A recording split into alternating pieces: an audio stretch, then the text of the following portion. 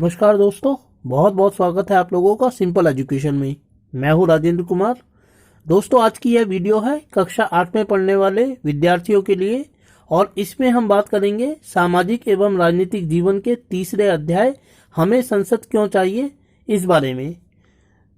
दोस्तों, महत्वपूर्ण अध्याय है यह, जो यह बात समझने में हमारी मदद करता है कि हमारे देश में किस तरह से शासन चलाया जाता है और शासन को चलाने में संसद की क्या भूमिका होती है, संसद क्या है।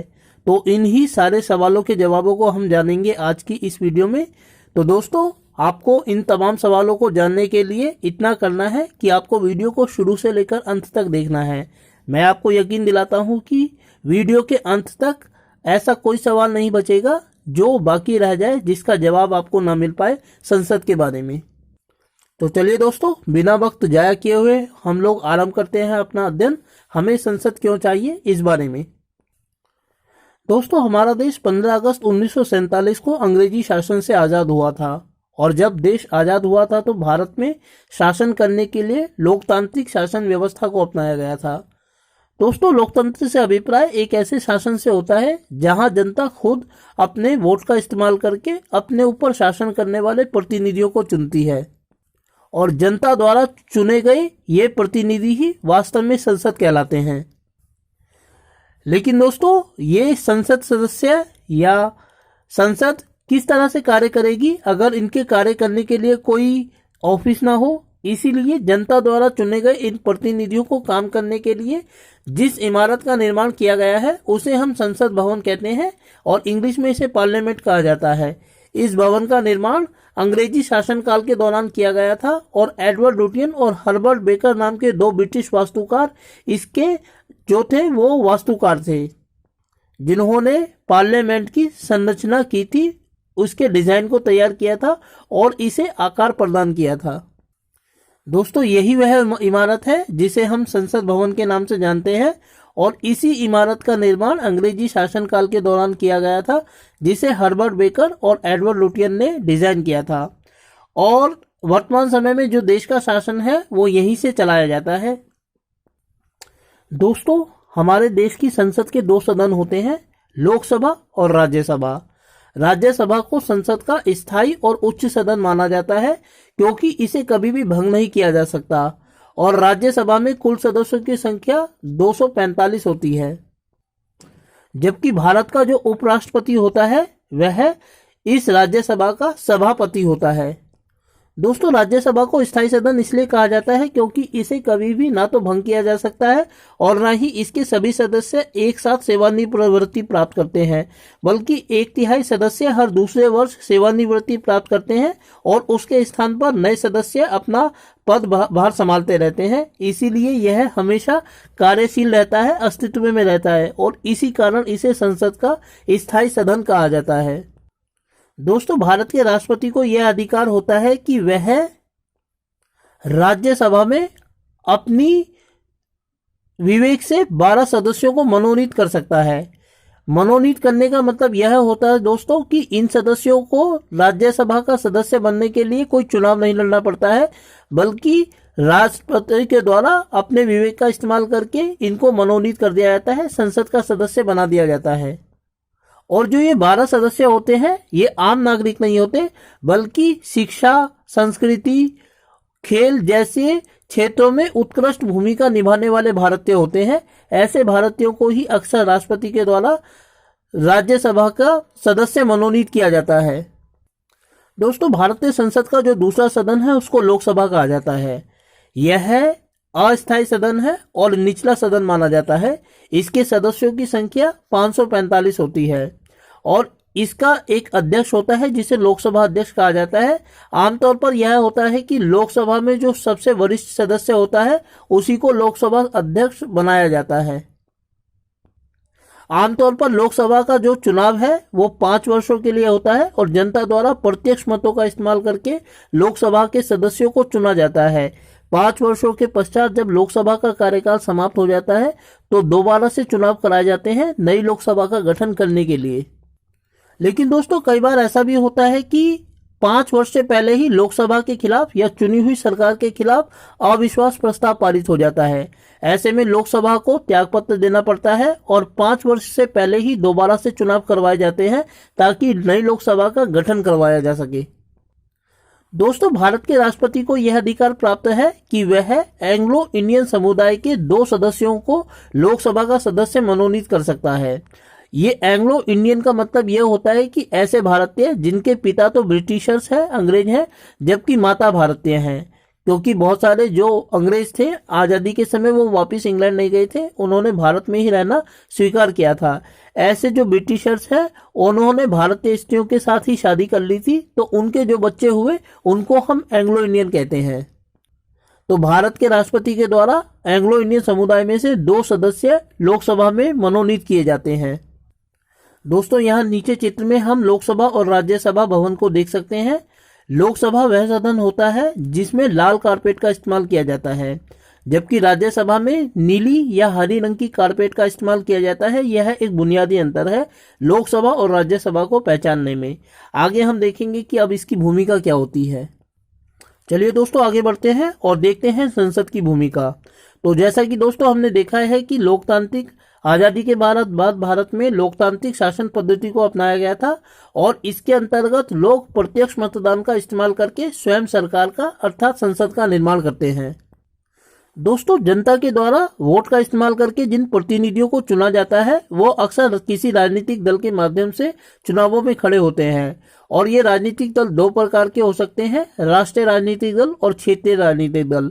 राष्ट्रीय राजनीतिक दल उन दलों को कहा जाता है जो पूरे देश की राजनीति में सक्रिय भूमिका निभाते हैं, जबकि क्षेत्रीय राजनीतिक दल उन दलों को कहा जाता है जो किसी स्थान के या क्षेत्र की राजनीति में महत्वपूर्ण भूमिका निभाते हैं। दोस्तों, हमारे देश में जो संसद का गठन किया जाता है वो आम चुनावों के माध्यम से किया जाता है और आम चुनाव हर 5 साल के बाद आयोजित किए जाते हैं। इसके लिए पूरे देश को कुछ निर्वाचन क्षेत्रों में विभाजित कर दिया जाता है और हर निर्वाचन क्षेत्र से एक सदस्य को चुना जाता है लोगों के द्वारा अपने प्रत्यक्ष मतदान का इस्तेमाल करके। तो दोस्तों, इन आम चुनावों में जनता के द्वारा अपने मतों का इस्तेमाल करके जिन लोगों को चुना जाता है उन्हें संसद में भेजा जाता है सांसद बनाकर। लेकिन लोकतंत्र की सबसे बड़ी खूबसूरती यह है दोस्तों कि इसमें चुनाव जीतने वाले का तो महत्व है ही है, क्योंकि वह सरकार का गठन करता है। चुनाव हारने वाले का भी उतना ही महत्व है जितना चुनाव जीतने वाले का महत्व है, क्योंकि जो लोग चुनाव हार जाते हैं वे संसद में विपक्ष का निर्माण करते हैं, ओपोजिशन का निर्माण करते हैं। इस विपक्ष की भूमिका क्या होती है दोस्तों, अभी हम आगे इसका अध्ययन करेंगे, क्योंकि यह विपक्ष भी लोकतंत्र को स्वस्थ संचालन में, लोकतंत्र के अस्तित्व को बनाए रखने में बड़ी महत्वपूर्ण भूमिका निभाता है। दोस्तों, इस पेज पर हम 1984 के जो आम चुनाव हैं उनकी लिस्ट को देख सकते हैं, जिसमें विभिन्न राष्ट्रीय और क्षेत्रीय राजनीतिक दलों की जो सदस्यों की संख्या थी वो किस प्रकार की थी, जो सांसद से जनता के द्वारा चुने गए थे। इसमें भारतीय जनता पार्टी से लेकर लोक दल तक हम सदस्यों की या निर्वाचित सांसदों की संख्या को देख सकते हैं। ये राष्ट्रीय राजनीतिक दल थे, जबकि इससे नीचे हम क्षेत्रीय राजनीतिक दलों को देख सकते हैं। दोस्तों, यह चित्र आप लोगों की पाठ्य पुस्तक के पेज नंबर 35 अर्थात 35 पर दिया गया है। अगर यदि आपके पास पाठ्य पुस्तक है तो आप उस पाठ्य पुस्तक में इस चित्र को गहराई से देख सकते हैं। चलिए दोस्तों, अब आगे बढ़ते हैं और देखते हैं कि जनता के द्वारा अपने प्रत्यक्ष मतों का इस्तेमाल करके जिस संसद का गठन किया जाता है, लोकसभा अथवा सरकार का गठन किया जाता है, उस संसद को आखिर कार्य क्या करने होते हैं। इनमें सबसे पहला कार्य है दोस्तों राष्ट्रीय सरकार का निर्माण करना या राष्ट्रीय सरकार का चुनाव करना। दोस्तों, हमारी जो संसद होती है उसके मुख्य रूप से 3 अंग होते हैं, राष्ट्रपति, लोकसभा और राज्यसभा। और लोकसभा का चुनाव जीतने के बाद जो सांसद होते हैं उनकी एक लिस्ट तैयार की जाती है ताकि यह समझा जा सके कि सबसे ज्यादा सांसद किस पार्टी के हैं। क्योंकि दोस्तों, लोकसभा में सरकार बनाने के लिए किसी भी राजनीतिक दल के लिए यह आवश्यक है कि उसके पास सीटों की संख्या अर्थात सांसदों की संख्या लगभग 272 होनी चाहिए कम से कम। यदि आम चुनावों में कोई राजनीतिक दल 272 सीटें प्राप्त करने में सफल रहता है तो इस प्रकार बनी हुई सरकार को बहुमत दल की सरकार कहा जाता है। लेकिन दोस्तों, कई बार ऐसा भी होता है कि किसी राजनीतिक दल को बहुमत प्राप्त नहीं होता है, लेकिन उसे दूसरे राजनीतिक दलों की अपेक्षा अधिक वोट प्राप्त होते हैं। जब इस तरह की स्थिति हमारी संसद में उत्पन्न होती है तो ऐसी स्थिति में यह काम किया जाता है कि जो राजनीतिक दल सबसे अधिक सीटें प्राप्त करता है उसे 272 सीटें बनाने के लिए दूसरे राजनीतिक दलों से गठबंधन करना पड़ता है। अर्थात दूसरे राजनीतिक दलों से उतनी ही सीटों की व्यवस्था करनी पड़ती है जितनी सीटें 272 प्राप्त करने में कम थी। और जब इस प्रकार सीटें इकट्ठी हो जाती हैं तो इस प्रकार बनी हुई सरकार को हम गठबंधन की सरकार कहते हैं। गठबंधन की सरकार में एक से अधिक यानी 2, 3, 4 या जितनी भी राजनीतिक दल होते हैं वो मिलकर सरकार का निर्माण करते हैं और इसी तरीके की मिलीजुली सरकार को हम लोकसभा में या लोकतंत्र में गठबंधन की सरकार कहते हैं। दोस्तों यहाँ आप लोगों के एक उदाहरण प्रस्तुत किया गया है जिसमें कांग्रेस की 260 सीटें हैं और कांग्रेस ने अपनी सरकार बनाने के लिए बीजेपी की 10 सीटें प्राप्त की और आम आदमी पार्टी की 2 सीटें प्राप्त की। इस प्रकार 60 जमा 10 जमा 2 मिलकर 272 सीटें हो जाती हैं और इस प्रकार जो सरकार बनती है उसे गठबंधन की सरकार कहा जाता है। दोस्तों इसके बाद जो अगला कार्य होता है वो होता है कार्यपालिका का निर्माण करना। संसद में जब लोग चुनकर चले जाते हैं तो अगला कार्य जो किया जाता है वो कार्यपालिका का निर्माण करना होता है। कार्यपालिका से अभिप्राय दोस्तों लोगों के एक ऐसे समूह से होता है जो संसद द्वारा लिए गए कानूनों को लागू करने का कार्य करते हैं। आमतौर पर जब हम सरकार शब्द का इस्तेमाल करते हैं तो इसका अभिप्राय मुख्य रूप से हम कार्यपालिका से ही करते हैं। भारत का राष्ट्रपति, लोकसभा और अर्थात भारत का राष्ट्रपति, प्रधानमंत्री और उनके सहायक मंत्री मिलकर कार्यपालिका का निर्माण करते हैं। दोस्तों भारत का जो प्रधानमंत्री होता है वह लोकसभा में जिस दल को बहुमत प्राप्त होता है उसका नेता होता है और भारत का प्रधानमंत्री ही अपने दल के सांसदों में से मंत्रियों का चुनाव करता है। दोस्तों यहाँ सांसद और मंत्रियों को अंडरलाइन किया गया है क्योंकि इनमें बड़ा ही बुनियादी अंतर होता है। आमतौर पर जब आम चुनावों में कोई उम्मीदवार खड़ा होता है और उसे जनता के द्वारा वोट देकर जिता दिया जाता है तो वह सांसद कहलाता है और जब जनता द्वारा चुने हुए इन सांसदों को प्रधानमंत्री द्वारा कोई विभाग दे दिया जाता है तो ऐसे सांसदों को जिन्हें प्रधानमंत्री के द्वारा कार्य करने के लिए विभाग प्रदान किया गया है ऐसे सांसदों को हम मंत्री कहते हैं।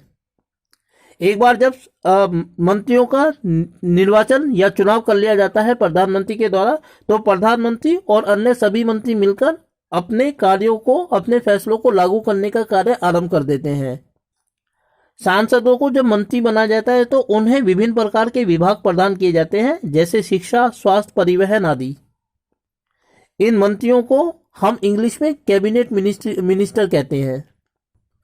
दोस्तों दूसरी यदि हम राज्यसभा की बात करें तो राज्यसभा दरअसल राज्यों की प्रतिनिधि सभा के रूप में कार्य करती है।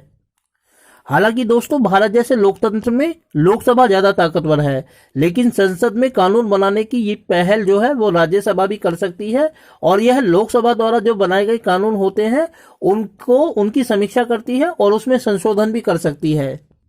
दोस्तों जहां तक राज्यसभा के सदस्यों को चुनने का सवाल है तो राज्यसभा के सदस्यों को प्रत्यक्ष रूप से जनता के द्वारा नहीं चुना जाता बल्कि जनता के द्वारा जिन विधानसभा सदस्यों को चुना जाता है विभिन्न राज्यों के निर्वाचित विधानसभा सदस्य ही इस राज्यसभा के सदस्यों का चुनाव करते हैं। इनमें से 233 चुनाव जो सदस्य होते हैं वो निर्वाचित किए जाते हैं अर्थात विधानसभा के सदस्यों के द्वारा चुने जाते हैं और 2 सदस्य राष्ट्रपति के द्वारा एंग्लो इंडियन समुदाय से मनोनीत किए जाते हैं। दोस्तों लोकसभा और राज्यसभा के जो चुनाव होते हैं उनमें एक बड़ा ही बुनियादी फर्क है।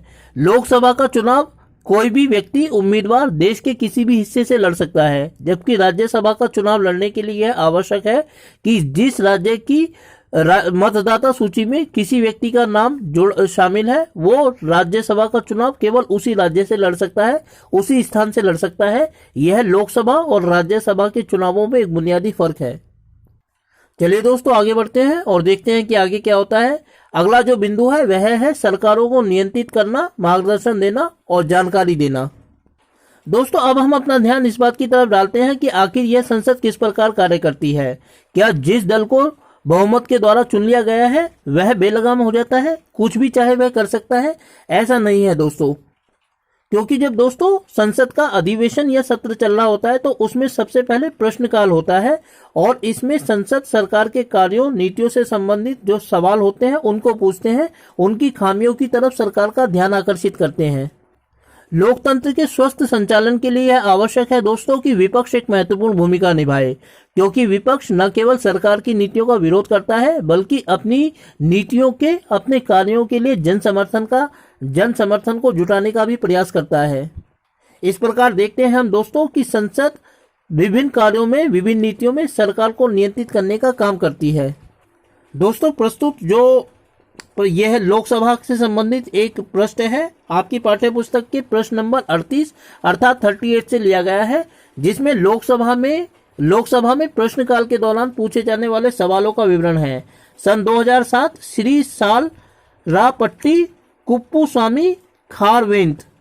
इसमें निम्नलिखित सवाल जो पूछे गए हैं कि क्या महिला और बाल विकास मंत्री यह बताने की कृपा करेंगे कि क्या national commission for protection of child right NCPCR ने सभी राज्य सरकारों के विद्यालयों में जंक फूड पर प्रतिबंध लगाने तथा पोषण मानक विकसित करने को भी कहा है। तो इस प्रकार दोस्तों हम देखते हैं कि किस तरीके से प्रश्नकाल के दौरान विपक्ष सरकार को या संसद को नियंत्रित करने का कार्य करता है। चलिए दोस्तों अब आगे बढ़ते हैं और देखते हैं कानून बनाना। दोस्तों संसद का जो सबसे अधिक महत्वपूर्ण कार्य होता है वह देश के शासन को चलाने के लिए विभिन्न प्रकार के कानूनों का निर्माण करना होता है। यह कानून किस प्रकार बनाए जाते हैं इसका हम यहाँ विस्तार से अध्ययन नहीं करेंगे, क्योंकि अगले अध्याय में जिसका नाम है कानूनों की समझ, वहां इस प्रक्रिया को गहराई से समझाया गया है। इसीलिए कानून बनाने की प्रक्रिया का अध्ययन हम अगले अध्याय में करेंगे। इसीलिए यहाँ पर सिर्फ यह समझ लेना काफी है कि कानून बनाना संसद का सबसे महत्वपूर्ण कार्य होता है और इन्हीं कानूनों के माध्यम से देश का शासन चलाया जाता है। चलिए दोस्तों आगे बढ़ते हैं और देखते हैं कि संसद में कौन से लोग होते हैं। दोस्तों जैसा कि हम जानते हैं कि हमारे देश में लोकतांत्रिक शासन पद्धति को अपनाया गया है और इसके द्वारा जनता द्वारा सीधे अपने प्रतिनिधियों को चुनकर भारतीय संसद में भेजा जाता है। जो लोग भारत की जनता के द्वारा उनके मतों का इस्तेमाल करके चुने जाते हैं वही संसद को सुशोभित करते हैं और इसके लिए किसी भी व्यक्ति को जाति, धर्म, लिंग, भाषा या पृष्ठभूमि, तो दोस्तों भारत की लोकसभा में या संसद का सदस्य चुनने के लिए किसी भी व्यक्ति को किसी भी आधार पर ना तो रोका जा सकता है और ना ही वोट डालने से रोका जा सकता है। और हमारे देश में हर आम चुनावों में बढ़ने वाले लोगों का प्रतिशत जो वोट देते हैं उनकी संख्या को देखकर हम समझ सकते हैं कि किस तरह से आज लोग जागरूक हैं अपने प्रतिनिधियों को चुनने में। दोस्तों इस सूची में हम देख सकते हैं कि लोकसभा का चुनाव में किस तरीके से मतदान प्रतिशत घटता है और बढ़ता है। शुरुआत में 44% था और बाद में यह 63% तक भी पहुंच गया और बाद में जो था यह 2004 में 58% तक गिरकर नीचे आ गया। घटती बढ़ती यह संख्या लोगों की जागरूकता को दर्शाती है। दोस्तों हमारे देश की संसद में अनुसूचित जाति और अनुसूचित जनजातियों के लिए कुछ सीटें आरक्षित की गई हैं, क्योंकि ऐसा माना जाता है कि इन सामाजिक वर्गों को सीटों का प्रतिनिधित्व देना आवश्यक है, आरक्षण देना आवश्यक है संसद में, ताकि इनके खुद के लोग संसद में इनके अधिकारों को इनकी मांगों का प्रतिनिधित्व कर सकें। और दोस्तों यही स्थिति महिलाओं की भी है, क्योंकि महिलाओं की भी हमारे देश में उतनी हिस्सेदारी संसद में दिखाई नहीं देती जितनी वास्तव में होनी चाहिए। शुरुआत में यह लगभग 6% थी और आज लगभग यह 9% के आसपास दिखाई देती है। इससे स्पष्ट होता है दोस्तों कि संसद में महिलाओं को सही प्रतिनिधित्व देने की आवश्यकता है। इसके साथ ही बहुत सारे ऐसे अनसुलझे सवाल हैं जिनका जवाब हमें देने की आवश्यकता है और समय के साथ साथ हमारी राजनीति, संसद और आम चुनावों की प्रक्रिया अर्थात कुल मिलाकर हमारी लोकतांत्रिक शासन पद्धति इन सवालों का जवाब देने में कितनी सक्षम होती है, यह देखना हमारे लिए महत्वपूर्ण होगा। तो दोस्तों आज की इस वीडियो में हमने अध्ययन किया सामाजिक विज्ञान कक्षा 8 की सामाजिक एवं राजनीतिक जीवन के तीसरे अध्याय हमें संसद क्यों चाहिए। मैं उम्मीद करता हूं दोस्तों कि आपको वीडियो अच्छी लगी होगी और साथ ही आपसे अनुरोध करता हूं कि यदि वीडियो अच्छी लगी तो वीडियो को लाइक और चैनल को सब्सक्राइब करना ना भूलें और साथ ही वीडियो के डिस्क्रिप्शन से इस अध्याय के नोट्स को, जिन्हें मैंने आपके सामने इन प्रश्नों के माध्यम से प्रस्तुत किया, उन्हें डाउनलोड करना बिल्कुल ना भूलिएगा, ताकि आप उन्हें पढ़ सके और अच्छी तरह समझ सके। तो दोस्तों, उम्मीद करता हूं कि आप इस वीडियो को पसंद करेंगे और इसको ज्यादा से ज्यादा लाइक और शेयर प्रदान करेंगे। अगली वीडियो तक के लिए आप लोगों से विदा लेना चाहूंगा दोस्तों। वीडियो को देखने के लिए आपका बहुत बहुत धन्यवाद।